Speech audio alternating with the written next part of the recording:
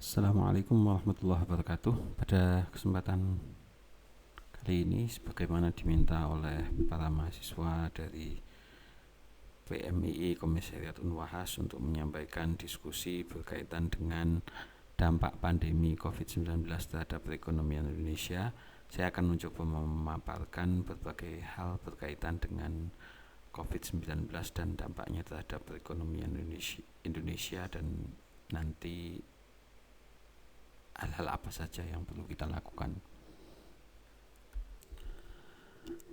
Pandemi COVID-19 ini memberikan dampak ekonomi maupun kesehatan yang pilihan antara dua ini saling bertentangan. Artinya ketika memprioritaskan ekonomi tetap jalan, maka penyebaran akan meluas.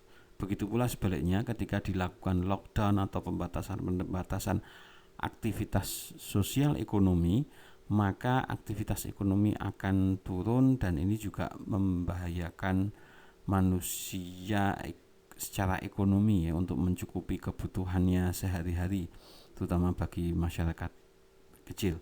Dan disinilah ini akan menjadi pilihan pelik di masa sulit bagi dua hal ini. Ketika ekonomi yang diprioritaskan, maka kesehatan akan menurun karena penyebaran virus ini. Sedangkan kalau pilihannya untuk mengurangi penyebarannya, ini akan menjadi masalah dari sisi ekonomi. Di ekonomi ini dikenal dengan trade off atau pertukaran gitu ya. Ekonomi naik maka kesehatan turun, kesehatannya baik, ekonominya turun. Dua-duanya bukan pilihan yang mudah.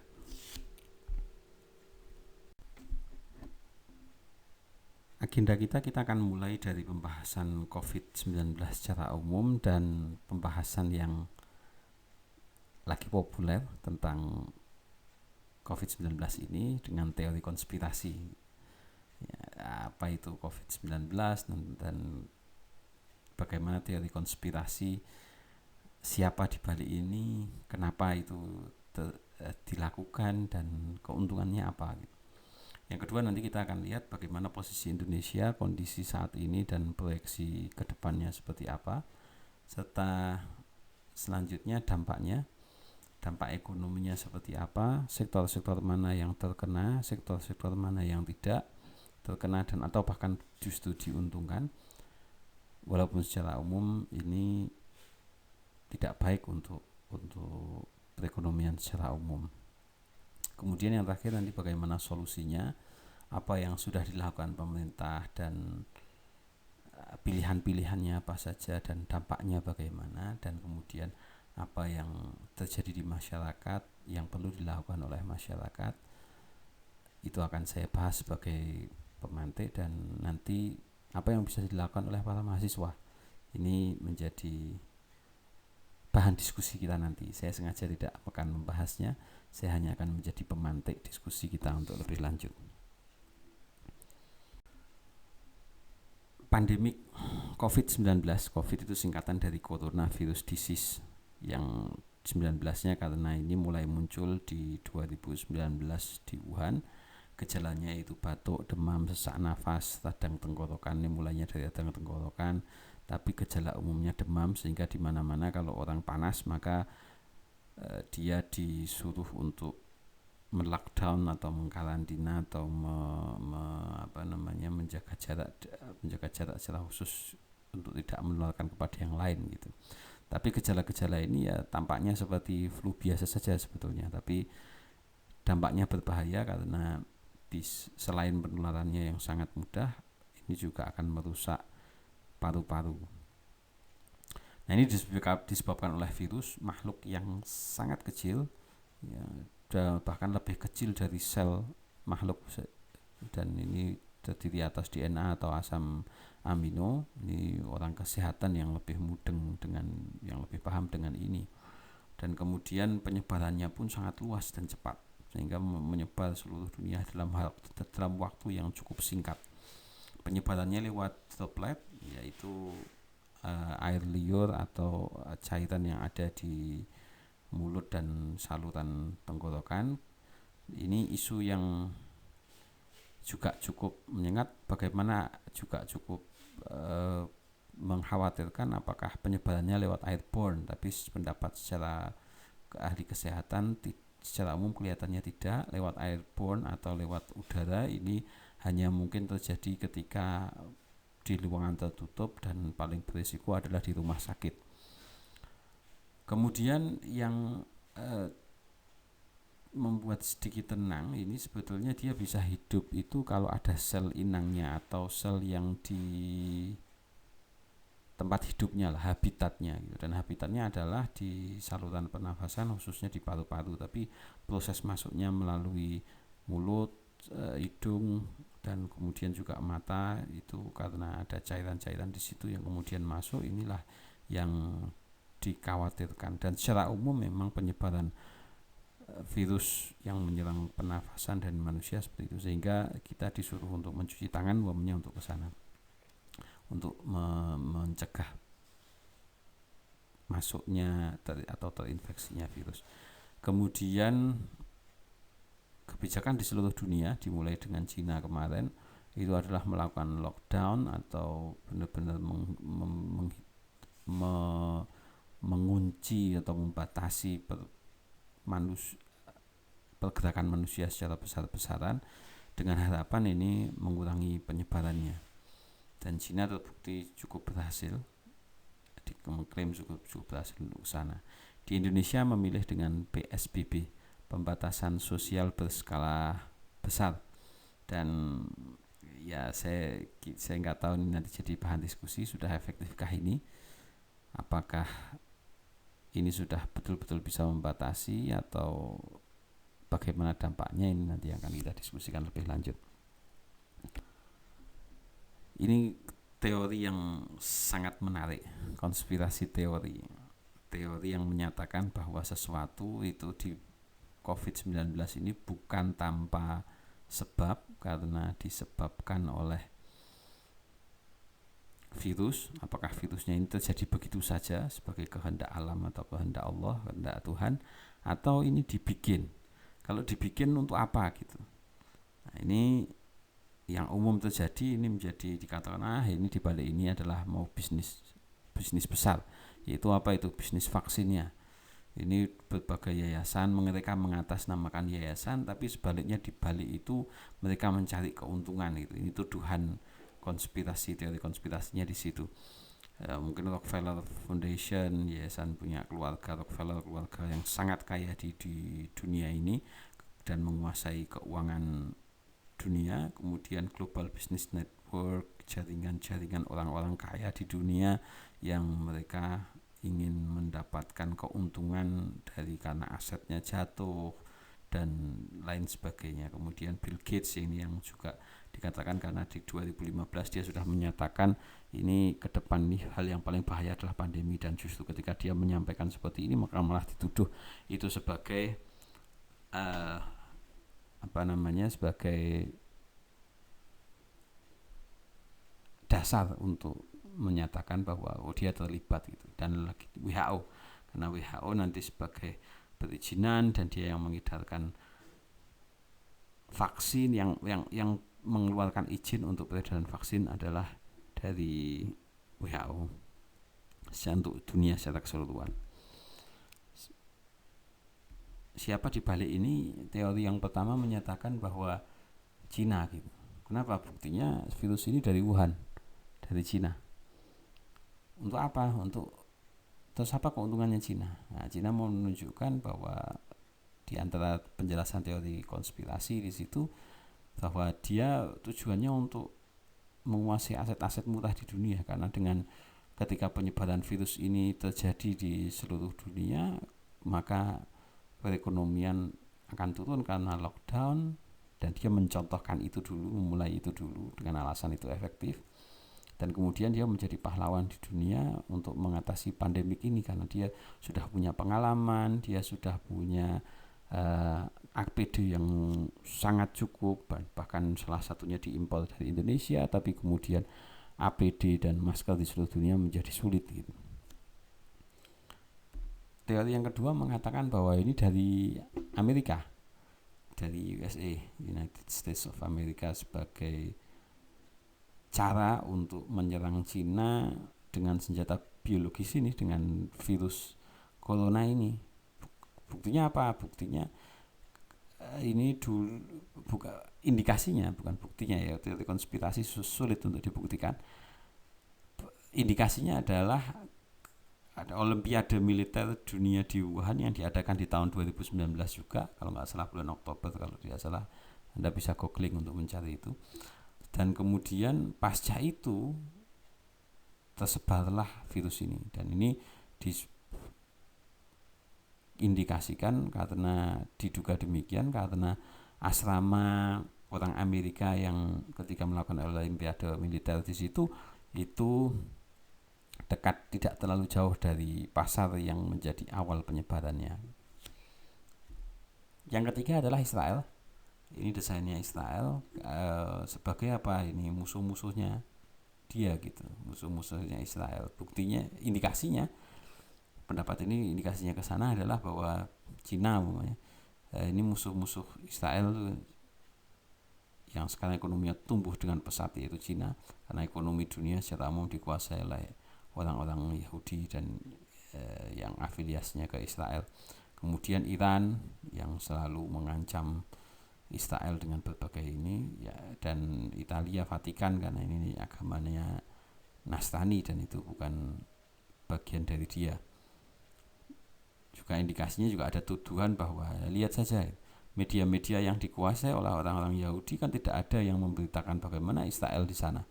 Hanya ada angka-angka saja, tapi betulkah angka itu atau tidak, atau lockdown di sana, nggak ada bisnis yang nggak ada keterangan yang lebih lanjut.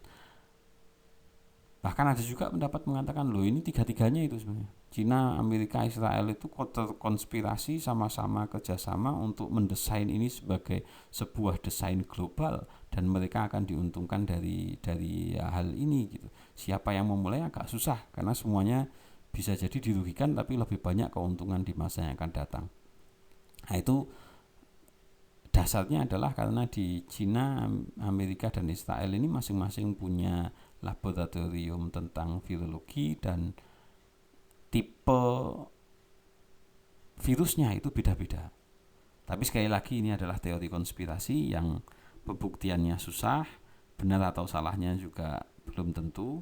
Anda setuju atau tidak ya terserah, atau ini mau dilihat dari teori agama ya semua bisa gitu, penjelasan gitu.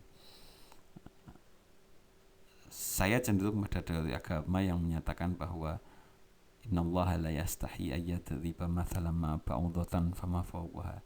Sesungguhnya Allah itu tidak malu untuk memberikan perumpamaan dengan nyamuk atau yang lebih kecil dari itu. Dan waktu itu didebat oleh orang Yahudi. Ayat kok nggak keren memberikan contoh kok nyamuk. Padahal karena pada saat itu mungkin sesuatu itu hebat ketika besar, alat-alat perang itu ketika besar itu mengerikan. Tapi zaman sekarang nanoteknologi itu memberikan dampak yang luar biasa. Maka ini menjadi pembuktian ya, kebenaran Al-Quran untuk kesekian, untuk banyak hal, dan ini salah satu pembuktiannya.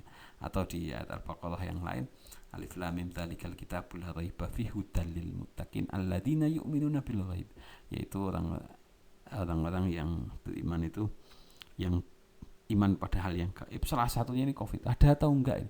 Kenapa enggak bisa dilihat ya? Tidak selalu semua yang dilihat itu bisa terlihat tidak ada gitu. Nah, kita mulai masuk ini pada dipercaya dan diyakini bahwa secara internasional menyatakan ini pertama kali itu terjadi di Wuhan. Wuhan adalah Cina. Saya kebetulan juga sempat ke sana setahun yang lalu, 2018 ya. 2018 bulan September gitu. Kesana setahun sebelum itu kejadian itu terjadi. Anda bisa lihat videonya di channel YouTube saya di bagian visit Wuhan, Shenzhen, dan Chengdu. Di sana itu cuplikan foto dan video, yang diringkas delegasinya itu dalam rangka program mereka BRI atau Belt and Road Initiative atau OBOR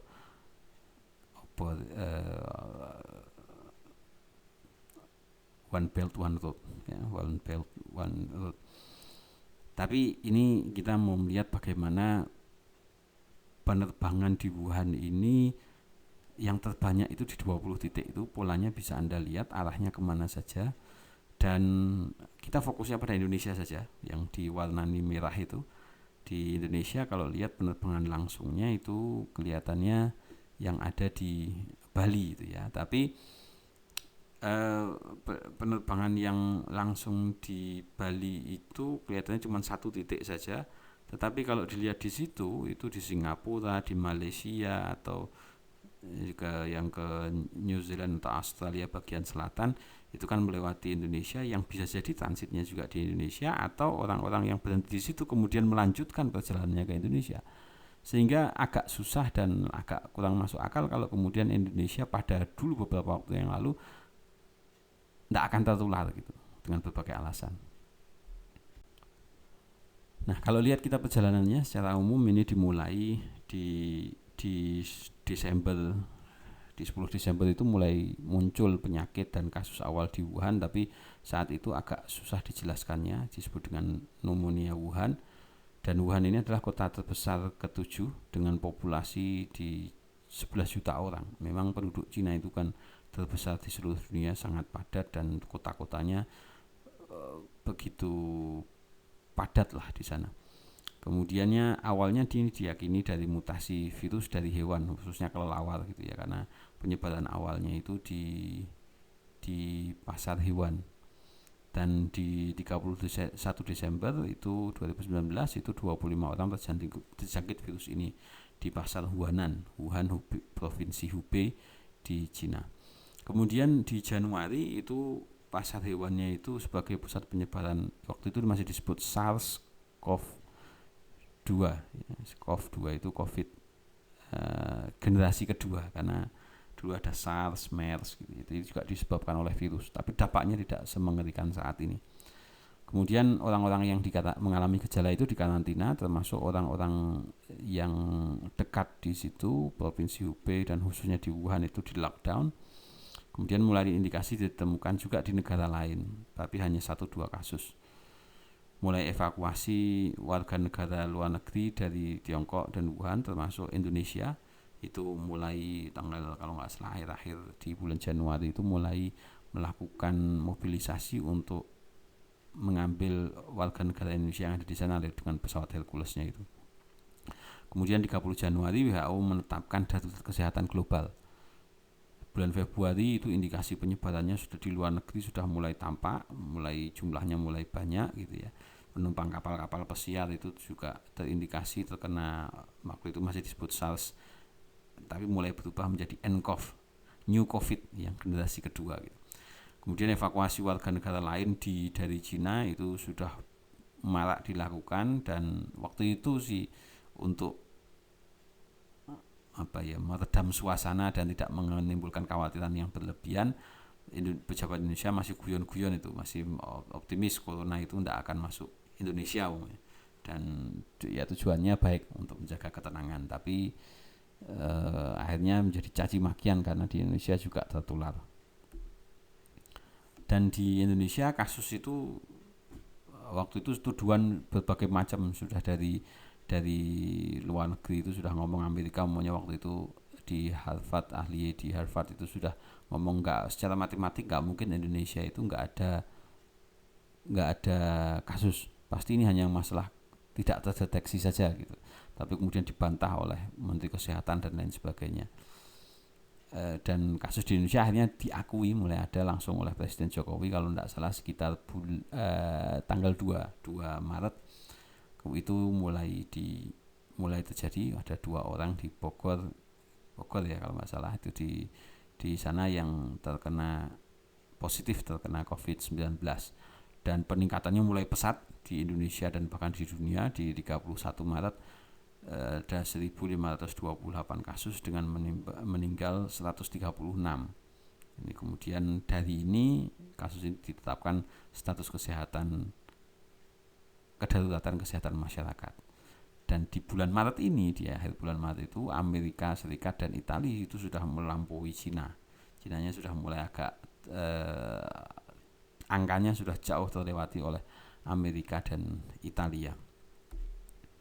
Dan di April, Eropa dan Amerika itu menjadi terdampak terbesar, jumlahnya yang meninggal maupun yang terkena COVID ini begitu besar.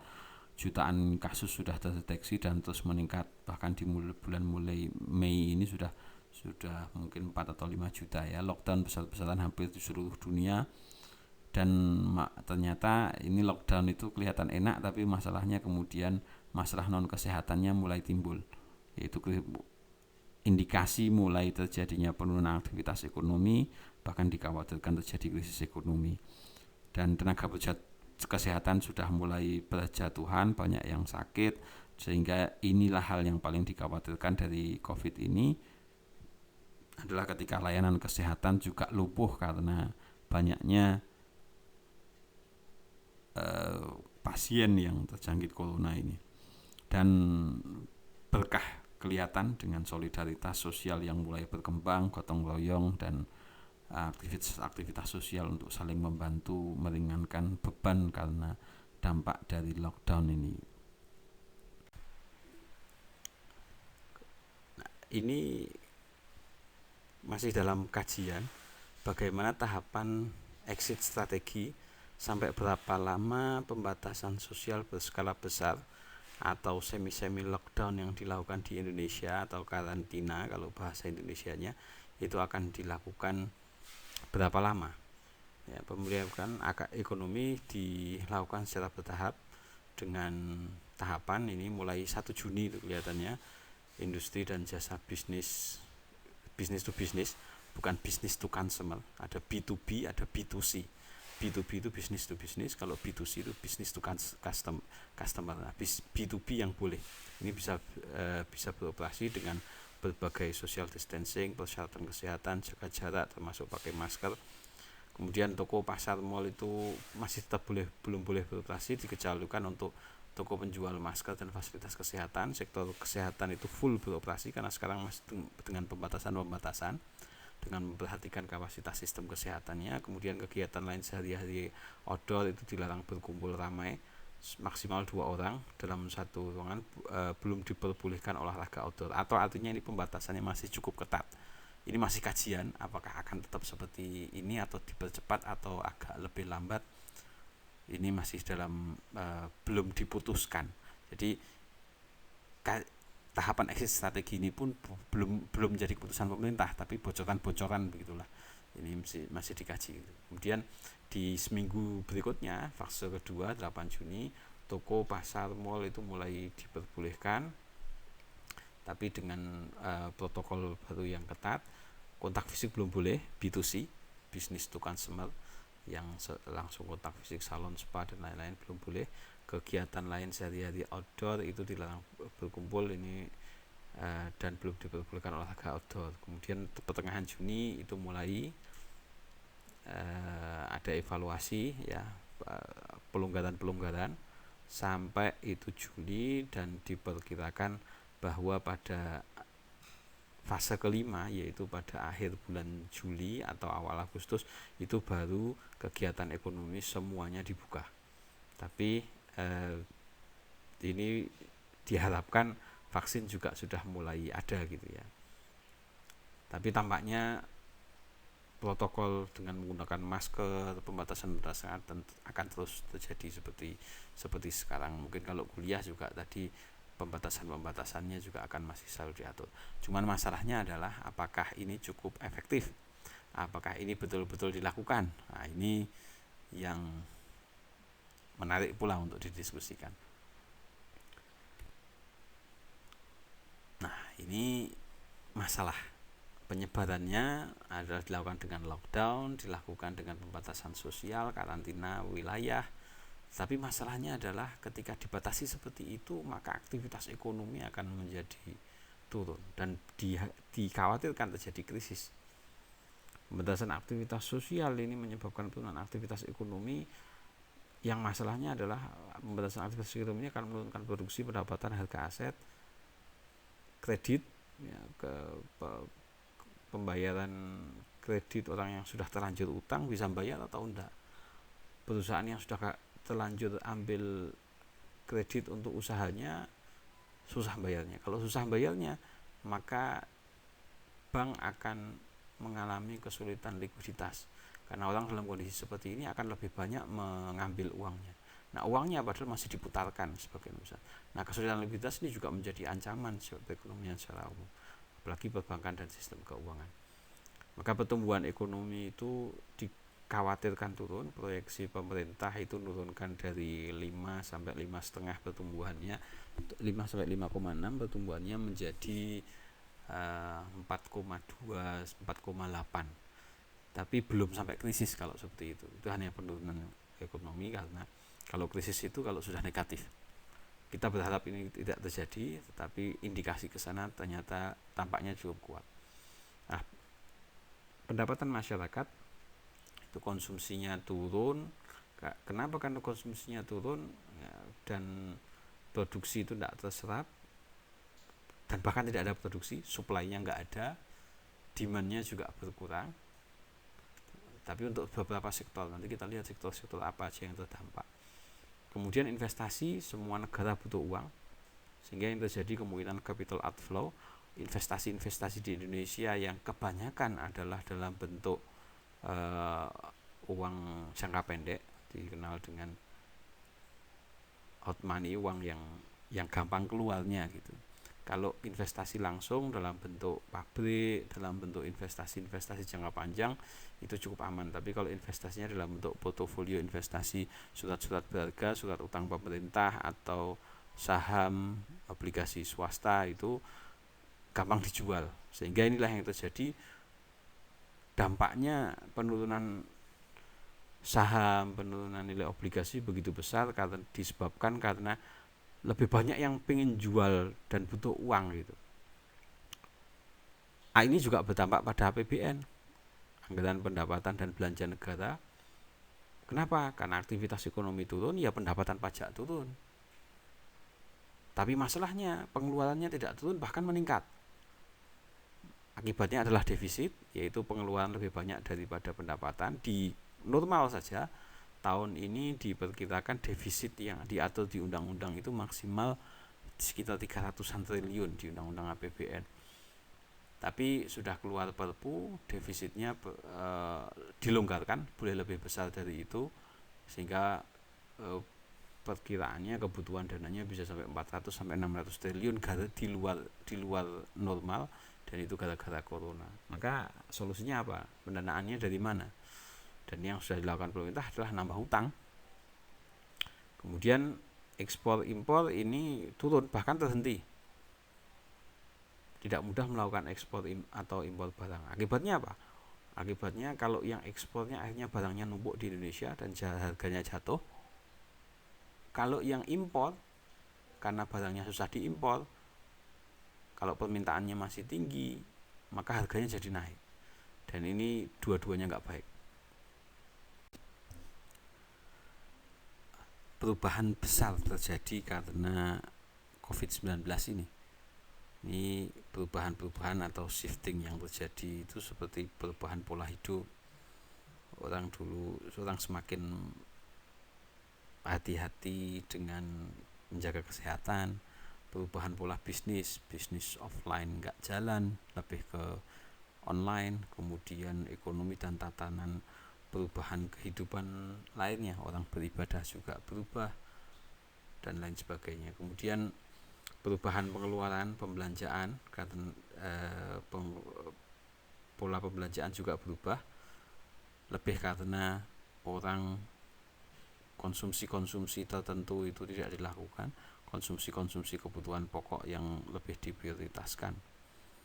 Begitu pula dengan pola pembelajaran, pembelajarannya yang dulu konvensional offline sekarang cenderung kepada online, termasuk perkuliahan. Kemudian hubungannya, kalau dulu orang bertemu langsung ada apa-apa lebih senang bertemu langsung, sekarang semua online pakai alat komunikasi karena pembatasan sosial, pertemuan, mengatur jarak. cara kerja juga berubah, work from home, bekerja dari rumah, kerjaan-kerjaan dilakukan dari rumah, butuh komunikasi lewat online, laporan-laporan mungkin dilakukan secara online, aktivitasnya menjadi bebas tetapi dibatasi hanya di rumah saja, dan ini membutuhkan disiplin diri. Yang nggak kuat ya akhirnya tetap keluar, sebagaimana dilihat orang-orang Indonesia tetap keluar untuk kesana kemari gitu ya, meskipun katanya sudah pembatasan sosial dan karantina wilayah. Kemudian perubahan ini harus disikapi dengan adaptasi. Kita semua masyarakat harus menyesuaikan diri, karena ini sudah menjadi kebijakan pemerintah untuk melakukan pembatasan sosial, dan pilihannya kita tidak bisa tetap sebagaimana lama, tapi harus melakukan inovasi hal-hal baru, atau kalau tidak ya punah. Dan kita lihat perubahan-perubahan itu terjadi, sektor-sektor apa yang terdampak nanti kita akan lihat. Karena itulah perlu dilakukan manajemen perubahan. Perubahan memang seringkali tidak mengenakan, tetapi itu harus dilakukan, dan kesiapan menjadi kata kuncinya. Ini adalah sektor-sektor bisnis dan industri yang terdampak. Yang merah-merah itu semakin tua merahnya, itu yang terdampak negatif, aktivitasnya turun, dan yang hijau itu semakin hijaunya semakin tua, itu yang daerah-daerah yang diuntungkan. Ini versinya adalah versi Decode EFC Analysis. Versi-versi yang berbeda bisa terjadi hal yang berbeda. Dan kita lihat potensial losersnya, ya siapa-siapa saja yang terdampak dan kalah. Tourism dan wisata dan leisure atau hiburan itu jelas terdampak. Kemudian bisnis penerbangan, transportasi baik darat maupun laut, kapal-kapal pesiar itu nggak boleh jalan. Otomotif, ketika orang nggak bepergian, ya itu akan terdampak. Konstruksi dan real estate, investasi di sektor-sektor ini jelas menurun, karena orang akan memprioritaskan pengeluarannya untuk sektor-sektor yang lebih dibutuhkan, konsumsi-konsumsi yang mendesak.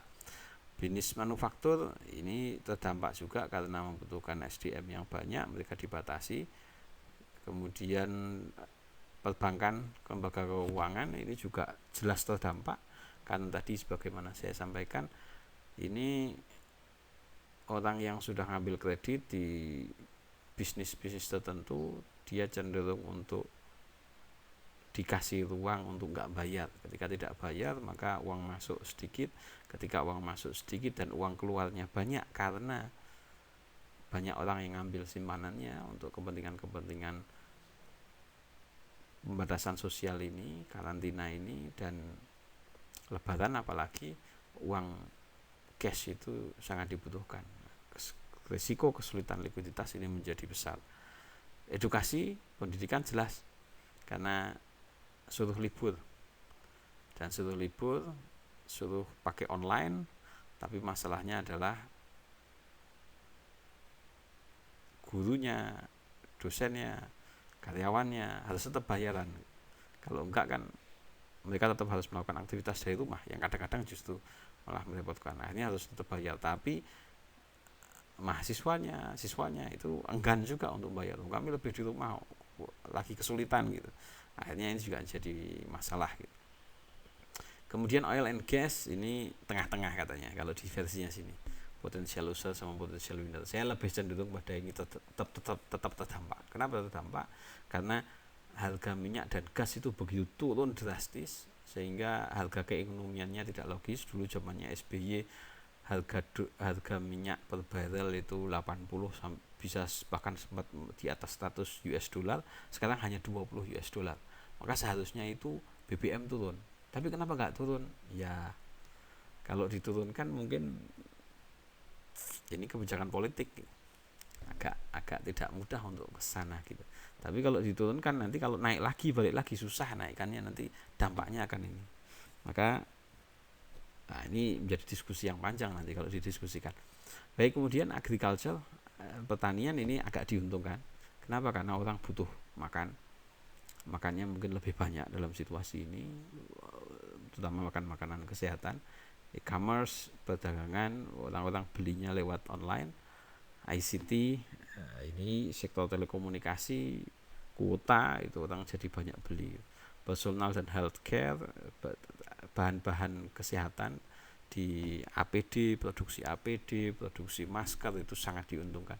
Kemudian food processing and retail, ini pemrosesan makanan, pengiriman makanan, dan sektor-sektor retail. Mungkin sektor retail ini juga saya tidak terlalu setuju kalau sangat diuntungkan. Kenapa?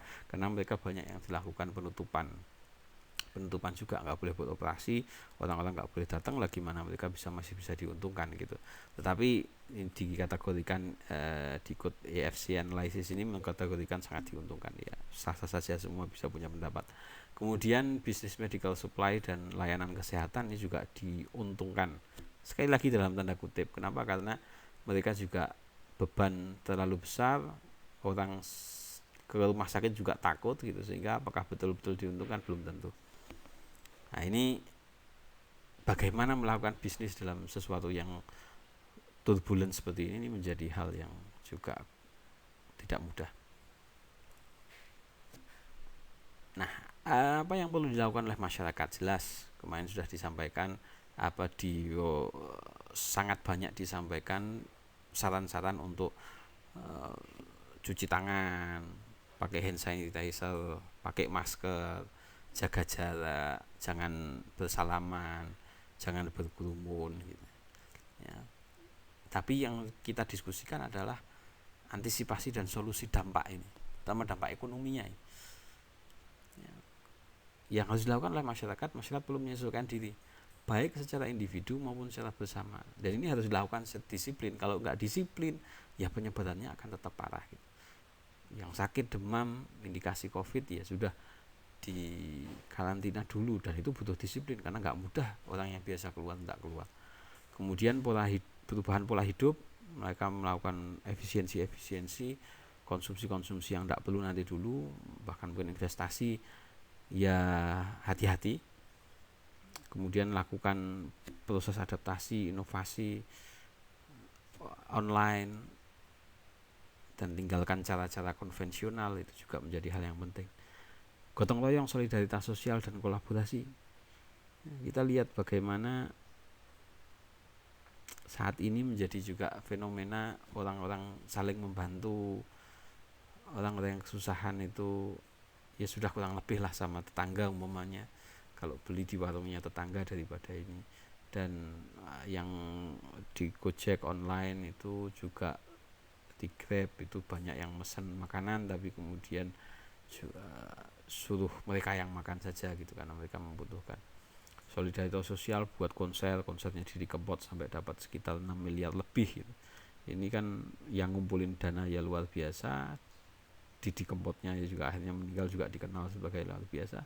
Dan kolaborasi, nah ini sekarang pembelajaran seminar itu gratis banyak dilakukan. Kenapa? Karena itu kolaborasi dari orang-orang, dan nggak perlu mengadakan seminar harus kumpul, harus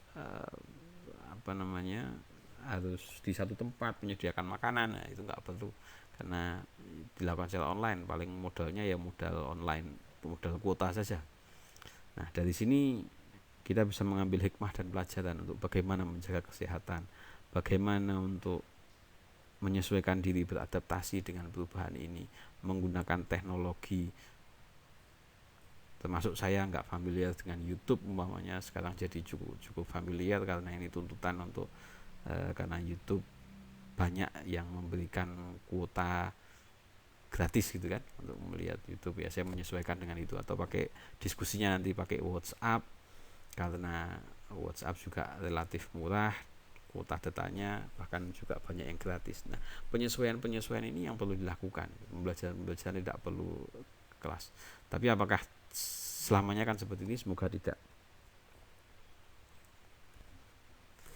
Nah, pemerintah sendiri sudah melakukan pengambilan kebijakan dengan mengeluarkan Perpu nomor 1 tahun 2020 tentang kebijakan keuangan negara dan stabilitas sistem keuangan untuk penanganan pandemi COVID-19 ini, khususnya dalam rangka menghadapi ancaman yang membahayakan perekonomian nasional dan atau stabilitas sistem keuangan. Beberapa hal yang diatur di undang-undang ini itu keuangan negara atau APBN defisitnya sudah lebih dari 3% PDB hingga perkiraannya di 2023.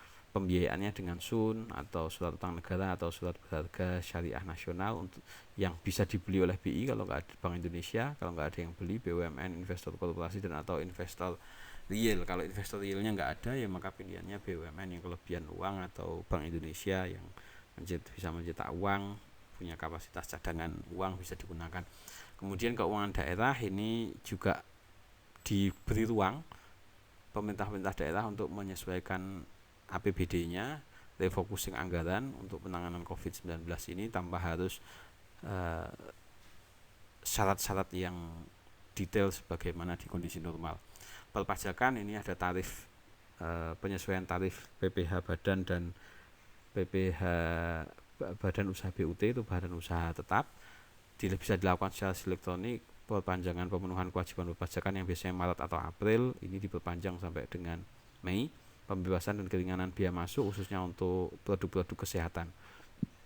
Kemudian pemulihan ekonomi nasional dan stabilitas sistem keuangan ini kemampuan sektor real dan keuangan ini diberikan berbagai macam insentif, penjaminan dan pembiayaan usaha, kemudian aturan-aturan yang mengatur tentang cara kerja Komite Stabilitas Sistem Keuangan KKSK yang di situ ada OJK, Bank Indonesia, Menteri Keuangan dan berbagai stakeholders yang lain yang punya kelonggaran termasuk kewenangan moneter Bank Indonesia yang lebih direlaksasi untuk lebih mudah melakukan pengaturan di situ.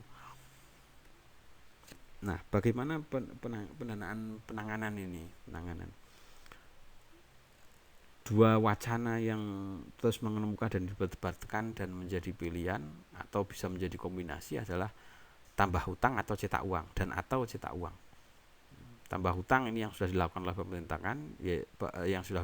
pemerintah yaitu menerbitkan surat utang negara SUN atau surat berharga negara atau yang syariah sukuk, yang bahkan Menteri Keuangan kemarin di bulan April sudah menyampaikan menjadi negara Asia pertama yang menerbitkan global bond dan nilainya juga cukup fantastis, 4,3 miliar US dollar. 4,3 miliar US dollar ini tinggal kalikan saja 15.000, maka nilainya di sekitar 60 triliun ya. 60 triliun. Dan masalahnya adalah ya, ini ada nggak investor yang mau beli dengan harga wajar? Ya, kalau tidak ya akhirnya mereka minta diskon atau mereka minta bunganya lebih tinggi.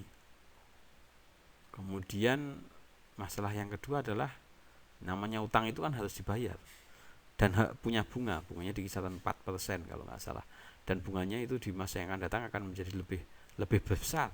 Dan ini dibayarnya bahkan tenornya ada nilainya kalau nggak salah 1 miliar US dollar itu yang sampai tenornya 50 tahun. Artinya ini nanti pelunasannya 50 tahun dan selama 50 tahun itu harus bayar bunga terus. Dan ini menyediakan BI, Bank Indonesia itu akan menjadi pembeli terakhir. Kalau tidak ada yang beli, maka Bank Indonesia bisa nanti menjadi pembeli terakhir. Tapi kalau pembelian seperti ini dilakukan oleh Bank Indonesia, maka itu sama dengan cetak uang sebetulnya. Nah, ini sudah dilakukan dengan pengalaman masa lalu.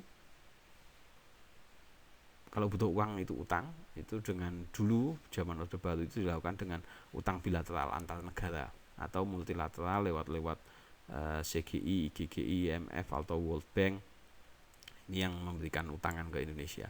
Kemudian tapi saat ini cenderung pemerintah melakukan melalui pasar modal dan investor profesional. Kenapa? Karena supaya tidak diatur-atur. Karena kalau utang bilateral multilateral ini harus ada LOA-nya, LOI-nya, letter of intent, harus begini, harus jual ke BUMN untuk bayar dan lain sebagainya. Dan kalau lewat investor pasar modal ini lebih mudah. Tapi masalahnya investor itu nyari untung. Biaya modalnya, biaya bunganya cukup tinggi. Nah, kalau cetak uang ini wacananya yang banyak juga DPR minta 400 sampai 600 triliun, udah cetak uang aja gitu. Tapi masalahnya nanti akibatnya adalah adanya inflasi resikonya, dan kepercayaan pada rupiah akan turun, bahkan bukan tidak mungkin terjadi centering atau potong uang 1000 jadi serupiah. Ini dalam kondisi tidak stabil, centering ini mengerikan gitu ya. Sekarang namanya diganti redenominasi. Tapi dulu pernah melakukan redenominasi pada saat stabil, itu sebetulnya oke, 1000 jadi serupiah. Tapi kalau dalam kondisi seperti ini bisa mengkhawatirkan, dan trauma itu pernah terjadi di tahun 60-an, 66 kalau nggak salah. Kemudian cetak uang juga pernah terjadi ketika krisis moneter tahun 98, dan itu kemudian menimbulkan krisis yang lebih buruk karena adanya BLBI, bantuan likuiditas Bank Indonesia, yang saat itu kalau nggak salah sampai 400-600 triliun, dan itu menyebabkan nilai rupiah jatuh dari 2000 sampai sempat 15.000, dan pada saat itu ya, dan inflasinya sampai hampir 70%. Pengalaman ini yang kemudian BI cenderung tidak memilih untuk melakukan pencetakan uang. Demikian pemaparan dari saya. Terima kasih. Berikan dukungan kepada channel ini dengan subscribe dan like, dan kita lanjutkan pembahasannya dengan diskusi yang lebih intens. Sekian, terima kasih. Wallahul muwaffiq. Assalamualaikum warahmatullahi wabarakatuh.